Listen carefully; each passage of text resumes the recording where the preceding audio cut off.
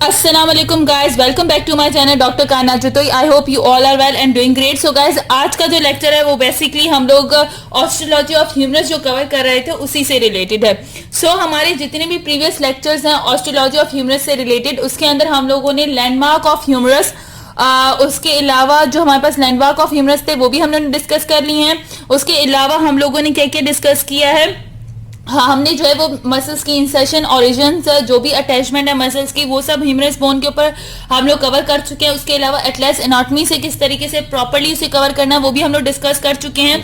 Each and every point को हम लोगों ने डिटेल से डिस्कस किया, ठीक है। सो उसका मेन रीजन ये था, उसको इतने डिटेल में पढ़ने का रीजन ये था कि स्नेल एनाटॉमी में डायरेक्ट टर्मिनोलॉजीज यूज की गई हैं और ह्यूमरस बोन के बारे में जो है वो इतनी ज्यादा इंफॉर्मेशन नहीं दी गई, ठीक है, क्योंकि आपको मसल्स अटैचमेंट पढ़नी है, ओरिजिन पढ़नी है, तो उन सबको डिटेल से पढ़ने के लिए जरूरी था कि वो सारे लेक्चर्स अपलोड होते। अब इजीली स्नेल एनाटॉमी में जो कुछ लिखा हुआ है आप लोग को इजीली पढ़ लेंगे, इजीली आप लोगों को समझ आ जाएगा। तो अब हम स्नेल एनाटॉमी से ह्यूमरस बोन में जो चीजें ऑस्ट्रोलॉजी ऑफ ह्यूमरस से रिलेटेड स्नेल एनाटॉमी में दी गई हैं वो कवर करते हैं। स्नेल एनाटॉमी में कुछ ज्यादा नहीं दिया गया है, नॉर्मली दिया गया है। फॉर एग्जांपल ये वाला पैराग्राफ दिया गया है, हमारे पास ये पैराग्राफ है जो आपको पहले दिया गया है। इसमें क्या कहने हैं, the humerus articulate with the scapula. मैं आपको दिखा देती हूँ कि इस पैराग्राफ में बेसिकली वो क्या कह रहे हैं। ये हमारे पास पैराग्राफ है, ठीक है, फर्स्ट पैराग्राफ है। इस पैराग्राफ में वो आपको बता रहे हैं the humerus articulate with the scapula at the shoulder joint and with the radius and ulna at the elbow joint. The upper end of the humerus has a head which forms about 1/3 of the sphere and articulates with the glenoid cavity of the scapula. So guys, ये यहाँ पे एक आपको वही बातें बताई गई हैं जो मैं डिटेल में कवर कर चुकी हूँ ह्यूमरस बोन से रिलेटेड, ठीक है। यहाँ पे वो क्या कह रहा है कि ह्यूमरस जो है वो स्कैपुला के साथ आर्टिकुलेट करता है एट शोल्डर जॉइंट पे, ठीक है। हमने शोल्डर जॉइंट, ह्यूमरस की अटैचमेंट, ये सारी चीजें डिस्कस कर ली हैं। शोल्डर जॉइंट कैसे बनता है, स्कैपुला बोन कौन सी है, ठीक है, और ग्लेनाइड कैविटी कौन सी है, तो ये डिटेल से उन तमाम लेक्चर्स में डिस्कस हो चुके हैं। आप लोग ऑस्ट्रोलॉजी ऑफ ह्यूमरस के जितने भी लेक्चर्स अपलोड हो चुके हैं मेरे चैनल पे, उन सबको आप लोग स्टार्टिंग से देखें तो ये सारे पॉइंट डिस्कस हो चुके हैं, ठीक है। उसके बाद क्या कह रहा है कि which forms about 1/3 of the sphere and articulate with the glenoid cavity of the scapula. अच्छा, इसका मकसद ये है कि हमने पहले भी डिस्कस किया अपने प्रीवियस लेक्चर्स में, ऑस्ट्रोलॉजी ऑफ ह्यूमरस से रिलेटेड जितने भी लेक्चर्स हैं उनमें हमने डिस्कस किया कि हमारे पास हेड ऑफ ह्यूमरस जो होता है वो बहुत बड़ा होता है, ठीक है, और स्कैपुला की glenoid cavity as compare to head of humerus वो बहुत छोटी होती है, तो इसलिए वो सिर्फ 1/3 of the head of humerus को ही के साथ ही आर्टिकुलेट कर पाती है, ठीक है। तो ये एक छोटा सा पैराग्राफ पहले दिया गया है। इसी के नीचे आप लोग देखेंगे तो स्नेल एनाटॉमी में इसी के नीचे जो है वो हमारे पास ये anterior view and posterior, anterior surface and posterior surface of humerus दी गई हैं, ठीक है। तो यहाँ पे मसल्स की इंसर्शन एंड ओरिजिन दी गई है। सो ये दोनों आप लोगों की कवर हो जाएंगी। जो भी मेरे लेक्चर्स ऑस्ट्रोलॉजी ऑफ ह्यूमरस से रिलेटेड अपलोड हो चुके हैं उन सब में इनकी डिटेल बताई गई है, ठीक है, वो मैंने डिस्कस कर ली है। आप वो लेक्चर देखेंगे तो उसमें ये पूरी डिटेल होगी कि हमारे पास एनाटॉमिकल नेक क्या है, उसके अलावा वो कैप्सूल ऑफ शोल्डर जॉइंट क्या है, हेड क्या है, लेसर ट्यूबरोसिटी क्या है, ग्रेटर ट्यूबरोसिटी क्या है, बाइसेप्टल ग्रूव क्या है, पेक्टोरिस मेजर मसल क्या है, माइनर मसल क्या है। सो ये सारे लैंडमार्क और मसल्स की इंसर्शन एंड ओरिजिन्स यहाँ पे डायरेक्ट दी गई है और ये सारी मैंने अपने लेक्चर्स में पूरी डिटेल से एटलस एनाटॉमी के साथ आप लोगों को डिटेल में बता दी कि कौन सा मसल कहाँ पे इंसर्ट हो रहा है, उसकी इंसर्शन कहाँ पे, उसकी ओरिजिन कहाँ पे, इसके बोन के लैंडमार्क कौन कौन से, लाइक यहाँ पे हमारे पास हेड ऑफ ह्यूमरस है, लेसर ट्यूबरकल है, ग्रेटर ट्यूबरकल है, बाइसेप्टल ग्रूव है, उसके बाद डेल्टॉइड ट्यूबरोसिटी है। सो ये दोनों डायग्राम्स अच्छे से उन लेक्चर्स में डिस्क्राइब हो चुकी है, ठीक है। अब ये आप लोगों को डायरेक्ट यहाँ से समझ नहीं आ पाता, तो इस वजह से इनकी डिटेल वीडियोस जो है वो हमने उन लेक्चर्स में अपलोड कर दी हैं, उनको आपको अच्छे से मैंने समझा दिया है। उसके बाद उस लेक्चर के बाद आप इस बुक को खोल के इस बुक को उस लेक्चर के सामने रखेंगे तो आपको पता चल जाएगा कि ये वही मसल्स अटैचमेंट है और किस तरीके से कौन कौन सा लैंडमार्क है। सो ये सारी चीजें डिस्कस हो जाएंगे। उसके बाद मूव ऑन करते हैं। उसके अलावा जो है वो यहाँ वाले ये पैराग्राफ दिए गए हैं इस बोन से रिलेटेड, ह्यूमरस बोन से रिलेटेड, तो इसे भी हम लोग एक बार देख लें कि यहाँ पे क्या कहा गया है।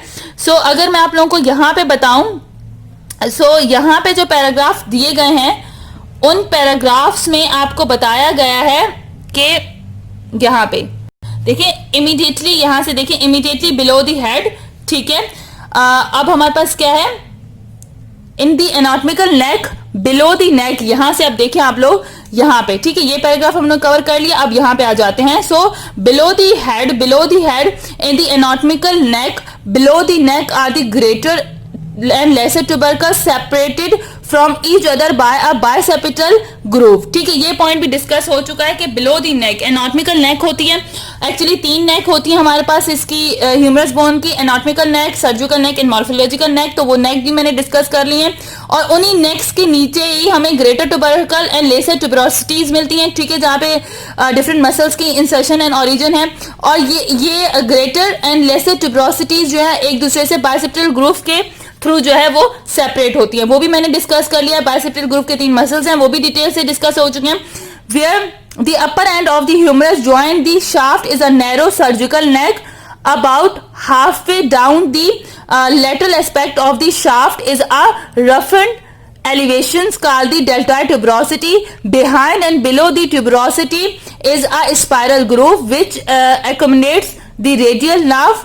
ठीक है, अब ये वाला पैराग्राफ भी पूरा हम लोग अपने लेक्चर्स में डिस्कस कर चुके हैं कि एनाटॉमिकल नेक जो होती है वो हमारे पास अपर एंड ऑफ द हेड पे होती है, ठीक है, वहां पे वो डिस्कस होती है। और हमारे पास सर्जिकल नेक जो होती है वो क्या करती है, हेड ऑफ द, मतलब जो हेड होता है ह्यूमरस का उसको, और शाफ्ट ऑफ द ह्यूमरस को, upper end of the humerus and shaft of humerus को ज्वाइन करती है। उसके अलावा उसी के नीचे डेल्टॉइड ट्यूबरोसिटी होती है, ठीक है, डेल्टॉइड ट्यूबरोसिटी के बिहाइंड और उसके बिलो जो है हमें स्पाइरल ग्रूव मिलता है, जहां से रेडियल नर्व जो होती है वो पास करी होती है। सो ये चीज डिस्कस वहां पे हो चुकी है, ठीक है। सो ये सारी उन लेक्चर्स में डिटेल में मिल जाएगी आप लोगों को। उसके बाद जो नेक्स्ट ये वाला पैराग्राफ है, इस पैराग्राफ को देखते हैं हम लोग।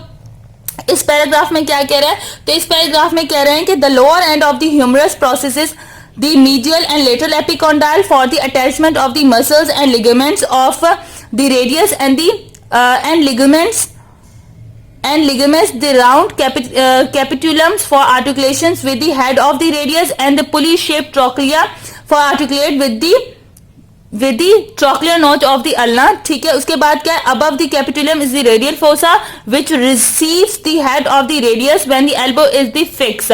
ठीक है, उसके बाद क्या है, above ट्रॉक्लिया एंटीरियरली। उसके बाद क्या हमारे पास यहाँ पे लिखा हुआ है कि ये है ना, ठीक है, अबव दिस यहाँ पे above the trochlea anterior is the coronoid fossa which during the same movements receive the coronoid process of the अल्नम।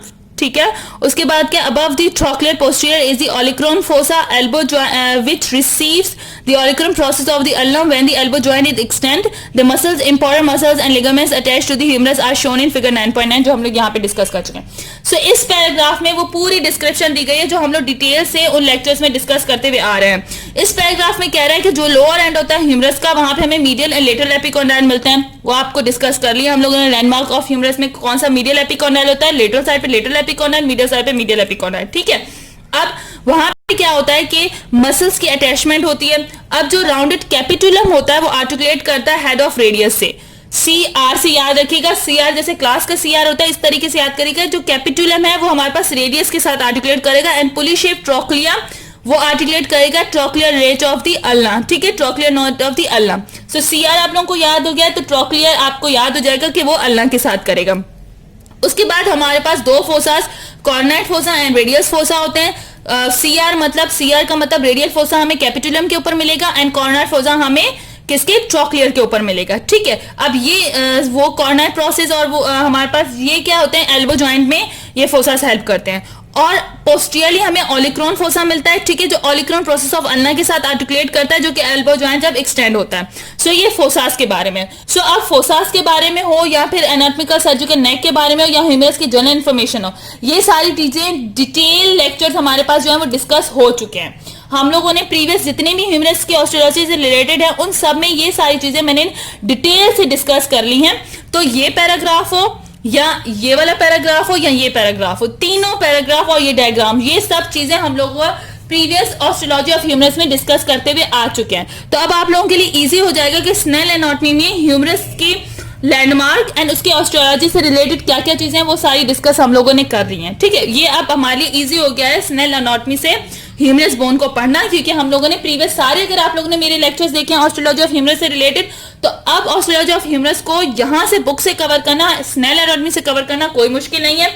और इसके अलावा हम लोग जो है ऑस्ट्रोलॉजी ऑफ ह्यूमरस को, ये सारी ऑस्ट्रोलॉजी ऑफ जो ह्यूमरस है, इसे हम लोग एटलास एनाटॉमी से भी डिस्कस कर चुके हैं। सो एटलास एनाटॉमी और स्नेल एनाटॉमी में जो भी हमारे पास ह्यूमरस बोन से रिलेटेड लिखा गया है वो सारी चीजें हम लोग ने डिस्कस कर ली है। तो अब कोई प्रॉब्लम नहीं है ऑस्ट्रोलॉजी ऑफ ह्यूमरस को स्नेल एनाटॉमी से करने के लिए। अब आप लोग अगर मेरे सारे लेक्चर्स देखेंगे तो इजीली आप लोगों को समझ आ जाएगा कि ऑस्ट्रोलॉजी ऑफ ह्यूमरस को किस तरीके से हम लोग कवर कर सकते हैं स्नेल एनाटॉमी से और एटलास एनाटॉमी से। आई होप आज का लेक्चर आप लोगों के लिए हेल्पफुल रहेगा। सो इस लेक्चर में आप लोगों को पता चल गया है कि किस तरीके से हम ऑस्ट्रोलॉजी ऑफ ह्यूमरस को पढ़ सकते हैं। ठीक है, प्रीवियस सारे लेक्चर ऑस्ट्रोलॉजी ऑफ ह्यूमरस से रिलेटेड जो भी लेक्चर्स हैं वो सारे लेक्चर्स आप लोग देखें, ताकि आप लोगों के लिए इजी हो जाए, कि आप लोगों के लिए ऑस्ट्रोलॉजी ऑफ ह्यूमरस जो है वो इजी हो जाए। आप लोग सिर्फ उन लेक्चर्स को देख के आप लोग इन तमाम चीजों को याद कर सके और मेमोराइज कर सके। सो गाइज, आई होप आज का लेक्चर आप लोगों के लिए हेल्पफुल रहेगा। और आप लोगों की अगर कोई भी क्यूरी है तो आप लोग कमेंट करके मुझे बता सकते हैं। आई होप ये सारी वीडियोस जो है आप लोगों के लिए हेल्पफुल हैं। आप लोगों के कमेंट से मुझे पता चलता है कि सारी वीडियोस आप लोगों के लिए हेल्पफुल हैं। सो इसी तरीके से मेरे चैनल्स को, मेरी वीडियोस को लाइक करते रहें और मेरे चैनल को शेयर करें, सब्सक्राइब करेंगे। सो टिल दैट, अल्लाह हाफिज़। इसी के साथ हम लोग नेक्स्ट वीडियो में फिर आप लोगों के लिए नेक्स्ट लेक्चर अपलोडेड होंगे। सो आई होप अब आप लोगों के लिए ऑस्ट्रोलॉजी ऑफ ह्यूमरस पढ़ना ईजी हो जाएगा। सो अल्लाह हाफिज़ गाइज।